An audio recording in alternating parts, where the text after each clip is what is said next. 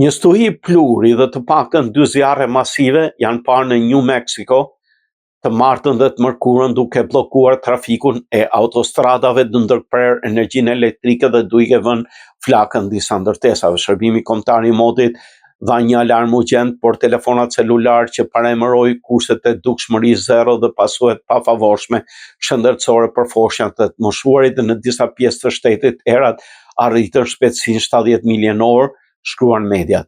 Shteti po goditet nga era të forta nga një zonë me presion të ulët direkt mbi Kansas të martën në mbrëmje, ndërsa kushtet jashtëzakonisht të thata gjatë muajit të fundit kanë krijuar kushte kryesore për kërcënimin e zjarrit dhe stuhitë e plurit, tha Mark Shenard, meteorolog për shërbimin e motit. Pluri verbues e shtyu Departamentin e Transportit të New Mexicos të mbyllte një shtrirë prej 130 milësh Interstate 10 nga 10 linja shtetërore të Arizonës deri në periferi të Las Cruces. Erat e forta quan gjithashtu në mbylljen e rrugëve në rajon të prodhimit të naftës në shtetin Roswell Carlsbad.